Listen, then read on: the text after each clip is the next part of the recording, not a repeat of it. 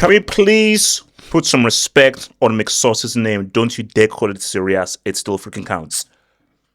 What company is doing with Bayern Munich in Germany is a illegal sacrificial offense because it's getting very scary. Boychest divided, Lord in heaven, a new law. And what is a guard of honor?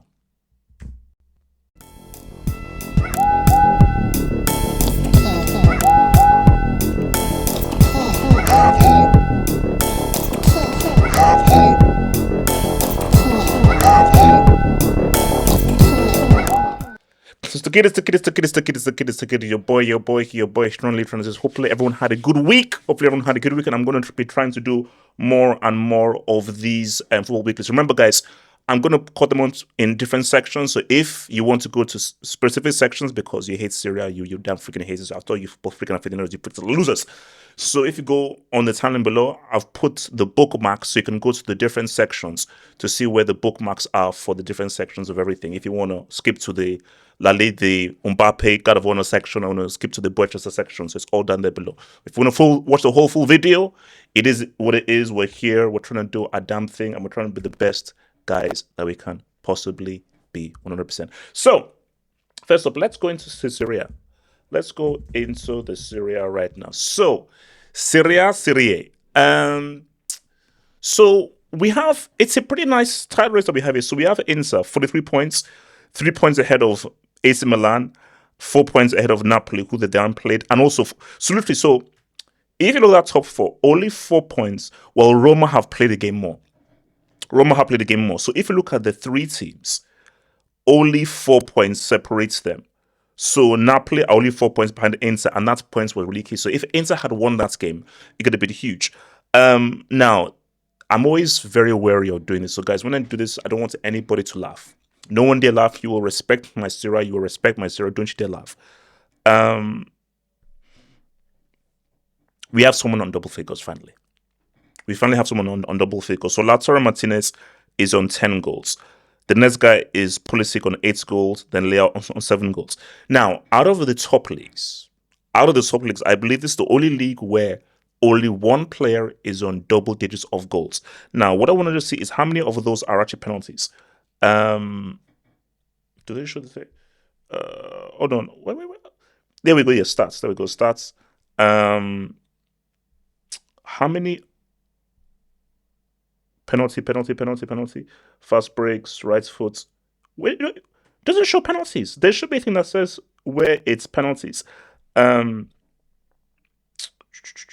we go. Wait. You know what? Maybe I'm being a break here, but I swear there should be a stat that says penalties. What's gonna? Probably someone in the comments below is like, you moron. It's right there. You can't see it. Okay, so maybe he's not taking any penalty, but I swear he takes penalties. So maybe it's all 10 goals. I'm a moron. You see, this is a moron. Çalhanoğlu takes Inter's penalties. So no, he doesn't take penalties. So those are all 10 goals. Because whenever I look at goals, I always want to look at if how many of those were penalties. Because I'm sorry, I count open play goals a lot more than I count penalties. It is what it is. That's just me being football. But I just think that's wrong. What I just think is most fascinating about the Serie, and the thing that I find most fascinating is, let me bring this up right now, is your boy McSauce. Guys, we need to put some respect on McSauce's name. He scored a 2-piece. So I know what people are going to say. It's a Serie, and there's a certain tax on goals scored in the Serie. I just think that's being unfair. Because not only does he do this for Napoli, not only was he doing this for freaking Boychester, who we'll get to, he does this for Scotland as well. And I'm telling you right now, take a bet with me, he's dropping a 2-piece in that World Cup. There's going to be a game where he's going to drop a 2-piece and it's probably going to be an overhead goal. But I just think that his eye for goal and his goal-scoring talent is something we saw at United, something we're seeing at Napoli, and something that we're now seeing at Scotland as well. He's not the greatest player in the world. He doesn't pass the eye test. He isn't a guy. We're not sitting down and say, yo, let me watch some McTominay comps. No one is watching McSauce comps. No one is doing that. However, give credit where credit is due. And this guy has been balling us for Napoli, not only scoring goals, but scoring important goals. All I want you guys to do is just give McSauce his love. Just give McSauce his love. I feel that going back here again. Hold on, let me see. You see, look, it's Milan are right there. Milan are right there, and I think Milan. I think they drew their last game. They drew against Fiorentina. It was Fiorentina away because they were actually on a pretty good run. Well, so they drew against Fiorentina, drew against Genoa. So before then, they were actually on a pretty good run. So losing to Napoli, beat Verona, beat Cagliari. Last two games, they've been pretty much on bad form. Look, I just don't trust Shivo. I'm just not a Shivo fan. So if I was a betting man, I think Milan might do this. But it's going to be interesting because especially like that Milan derby might be pivotal. So it's been a long time since a Milan derby has actually related to where the title will go, because either Inter has been doing badly, Milan has been doing well, or most recently, Inter have been doing really well and Milan have been the ass cheeks. So it's actually adds a little bit more interest into the Serie if you have both Milan teams both going for the title. But we pray for a day where Serie is not just a force in Italy, it's actually a force in Europe, and I'm hoping for that day. So let's go and look at our dear friends here. So what we're doing here. So Bundesliga. So guys, trigger warning. Trigger warning. I want to just show you a little something, bro. I want to show you a little something.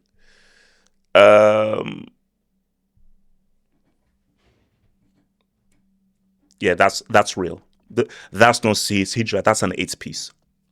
That's an 8-piece. I need to look at the website. That could either be a colonization, a circumcision, or a gender reveal. So Wolfsburg were gender revealed.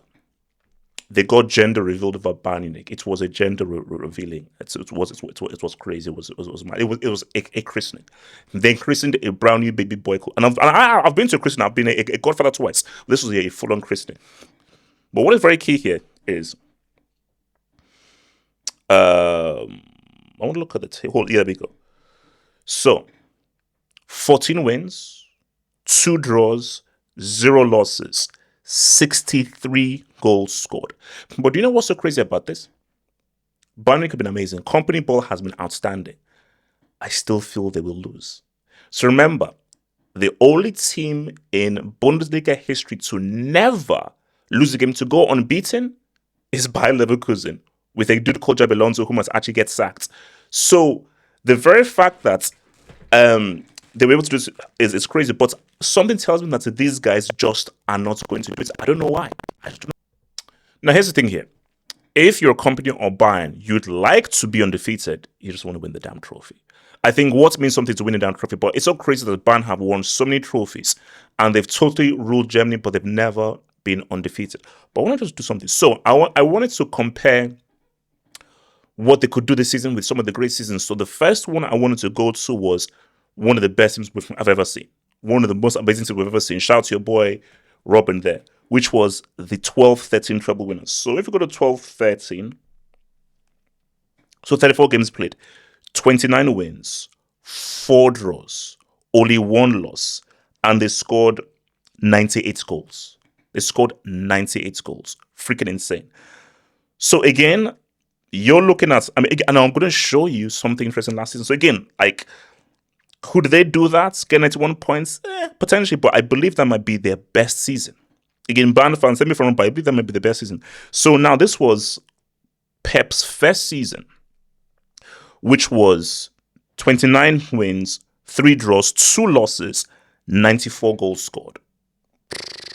You know, and I think because when we look at the other 2 seasons, they were actually not as good. Because if you look at so 14, 15, 79 points, they lost 5 times. You look at 15, 16, 4 draws, 2 losses, 88 points. So his best season was actually the first season he actually entered it, but that was when I think he got pimped out by Real Madrid, I believe. Yeah, I think it was by Real. But you know what's so crazy there? So if you look at last season, this was Company's first season.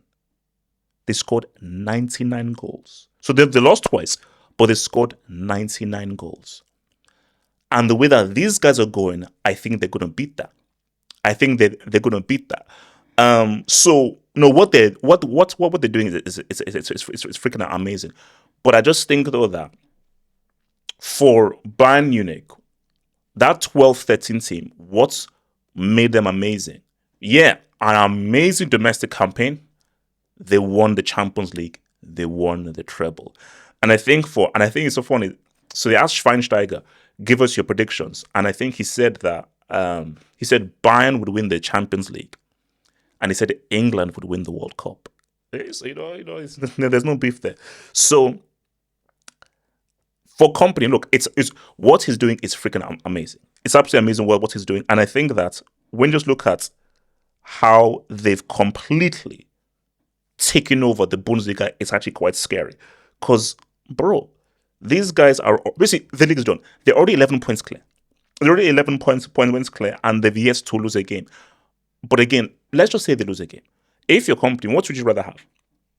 You don't go unbeaten.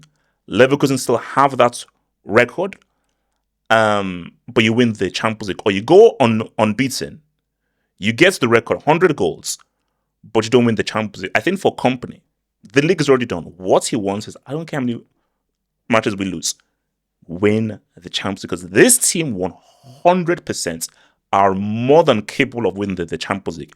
And Arsenal is there who they lost to. A PSG does exist. And Barcelona, if they pick up form and they improve the defense, there's tough opposition out there. Your boys Chelsea. But I think if Bayern can get things right, and you have Musiala and Alphonso Davies really fully on form, because they weren't playing against Arsenal, Bayern are more than capable of saying what's up and winning the Champions League. And I think that is what will truly define this team and let them be put in the same convo as the 1920 treble winning team and the 12-13 treble winning team. Because until they win that Champions League, more so that's treble, they can't talk to those other teams. So for Bayern Munich, same thing with PSG and in the French league, you're judged not by what you do domestically, you're judged by what you do in African UCL. And Harry Kane, can you please show up? All right, time to get real. So where we are right now.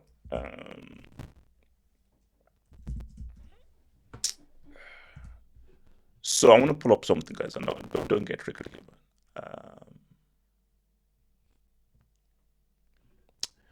Man United will only play 40 games this season, their lowest in 111 years. So in case you don't know, do the math. England have 2 cup competitions, the Carabao and the FA Cup. You play 38 games. You're scared, aren't you? Which means that they only played 1 game in the Carabao and only 1 game in the FA Cup. And the fact that has never happened, where they've been knocked out of the first round of 2 cup competitions, and that has not happened since 111 years, is frightening. That is scary. And you see, I actually should probably play this audio. Maybe I'll probably play the audio like on at a separate time, because my brother left me like 2 voice notes, and this guy, he was swearing, he was angry, and said these guys don't know their standards. And I was like, look, this is about management. Management, not manager. Management, ownership, structure. Mourinho was the guy. Once they took the players' side over Mourinho, it was a slippery slope. Because also still when Mourinho was at his peak. And Mourinho, he revered Ferguson. Mourinho understood Man United. He understood what United was about, and he understood the standards. They should have supported Mourinho through and through. Football heritage. The moment that they sacked him, the wheels just kept on turning. And now it's almost as a point of no return. Look at AC Milan. I'm sorry. AC Milan was a much bigger club than Man United. Because AC Milan was a club that had the likes of Pirlo, Marco van Basten, Ruud Gullit, Frank Rijkaard, Seedorf, Maldini, Costa Curta, Nesta. Some of the best players of all time played for AC Milan. And we know they were revered not only in Italy but in the world, more so than Man United. And look at where AC Milan are right now. So don't think that just because of your name, you'll always be relevant footballing wise. Because AC Milan is a perfect example that your name alone ain't going to win you football matches. Your name alone ain't going to win you trophies. So for Man United, the issue right now is that name doesn't mean anything. Bro, I used to grow up where guys used to fear playing Man United. You saw United, you saw that about you feared, bro. I told you. Once you saw this, it was fear. People were afraid to go to Old Trafford. People were afraid once they saw the jersey. Once you were in the dugout and you saw this jersey and this shirt, you knew that. Because what that shirt meant, it meant a level of excellence, a level of professionalism, a level of focus. It showed you mentality. It was an evidence of mentality, which they've lost it. And the issue right now is guys are just focusing on the brand, on the popularity and the money, and they've forgotten about the football. They've forgotten about, it's about the manager having control, and the manager forging a team that has, what are the three elements? The talent, the mentality, and the character. The talent ain't there because Dalot shouldn't make the Man United D team. Dalot shouldn't make the Man United kids team. The mentality is freaking gone because the idea of what United are about winning, about professionalism, it's not there. It does not exist. Character. Without the mentality, where are you going to get the character from? So once these guys face any adversity, they'll fold. They'll completely fold. So how you rectify this is, and they'll never do this, you hire a manager, a really good manager, and you fully 100% support it. And you totally, from the ground up, uproot the entire team and build from scratch, which they've never done, where give this manager full on control and you build the team from scratch, where every single player, every single aspect of this team is down to the manager. That's what Fergie did. Because for Fergie, those 92 boys, those were his boys. And from those boys, he grew them. I was going to say groomed them, Jesus. So he grew them. And then he added Cantona. And then he added York. And then he added Andy Cole. And then he added. But the core were those guys that he had, that he could forge and grow and mature. And then they became amazing players. And then he added it, but he was fully in control. If you have an issue where a manager comes in, I've got Amorim's players, I've got Ten Hag's players, I've got these guys' players, and I'm now forced to now play them and forced to work with this Frankenstein of a team. That just doesn't work. So until you give the manager full-on control to really forge this team, you're gonna hire a new guy and you'll sack him. You hire another guy and you'll sack him. So unless you, and that's what Ragnick said. Ragnick said, surgery, open heart surgery, unless you just say, rip everything apart, start from the ground up. That's just a patch-up job. And what happens when you put a bandage on something? That bandage, it'll be cool for a while. It will rip off and the bleeding will not start. You have to just say, no, screw the bandage. Go into surgery. Let's actually fully work this thing so we don't need a bandage because it's something new. Until you do that, United are just going to be a complete and utter joke, and it's the reason why, for the foreseeable future, this clown-ass club is going to be known as Boychest Divided. It doesn't matter how popular you are or your brand. As a footballing entity, Boychest Divided are a complete and utter joke, and nobody takes them seriously. Nobody fears them. That's just the reality. All right. So, let's do this right now. Should you give a guard of honor? should you give a guard of honor?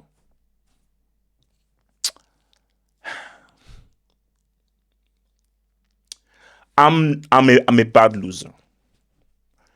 And maybe you should. I wouldn't give a guard of honor. I wouldn't. I lost a game. It's one thing to lose a game. Losing to a rival is crazy. So there's a saying, do unto others how you want them to do to you. I wouldn't give someone a guard of honor.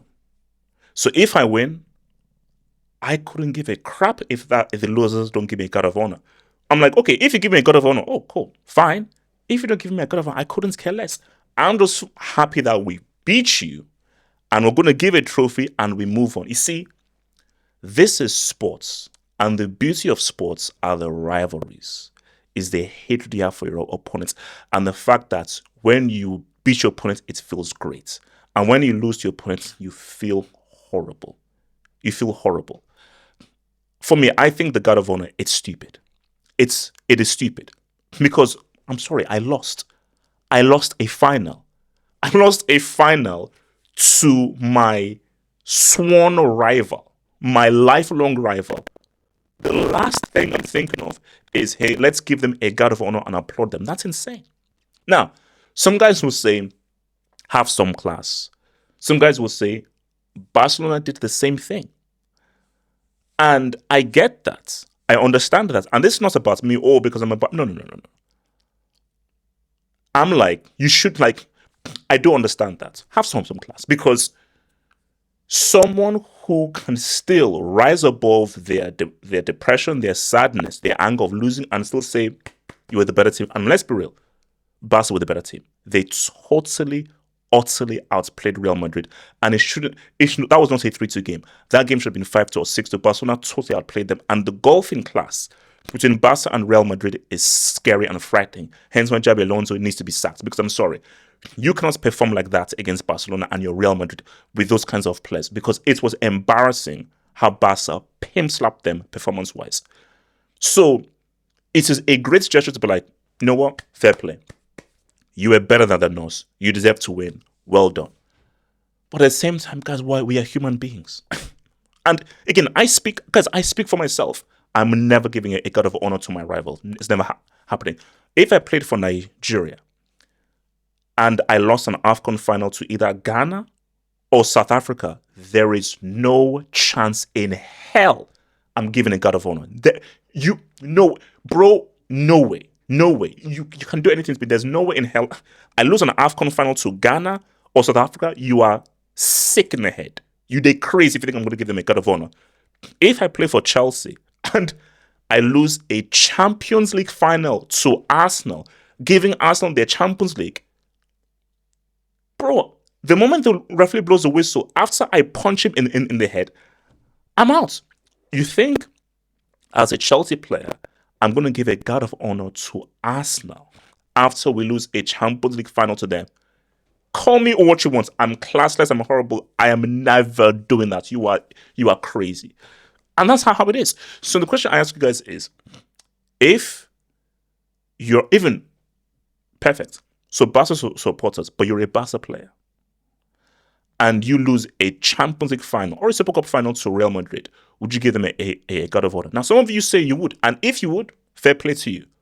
But those that say you wouldn't, I get it, because you're human. And I think right now is, instead of this whole guard of honor crap, Real Madrid have bigger issues than not giving Barca a guard of honor. What they need to focus on is, don't you dare go trophyless again. Because Mbappe, if you go trophyless again, Mbappe FC is looking crazy. And guys, I've been to Mbappe FC, people are panicking. People are panicking at Mbappe FC. We are scared at HQ. I called HQ this morning and guys are like, bro, trophyless season might be coming through. And an Mbappe HQ video is coming up very soon. People are scared there. So the focus right now is, forget this whole God of Honor crap, is find a way to win that league. Find a way to cut that gap in the league table. Make sure you beat Barca in the other El Clasico and figure out a way of winning that Champions League. Because if Mbappe and Xabi Alonso, come the end of this season, do not turn up with either a La Liga trophy or a Champions League, if anybody mentions that Bournemouth piece of crap, Copa del Rey Mysterio, I will slap you. If you don't turn up with a La Liga trophy or a Champions League, Lord in heaven, back-to-back trophyless seasons. So, remains to be seen. But yeah, much more important things to be done, man. Is what it is. Someone made a field comp of Mason Mount about a year or two ago, and that thing is the best. Like, they put Congolese music over it. So no black goalkeeper has thrown the ball when a guy has been literally half a yard away from them. You pushed a guy off the pitch. He's still off the pitch, and he managed to beat you while off the pitch, then came onto the pitch with the ball, is insane. Think about becoming a Football Hut member. If you're a desktop merchant, just click on the join button below, over here. Or if you're a mobile phone merchant, just click on the join button below the video over here and join the true elite content crack addicts. Peace.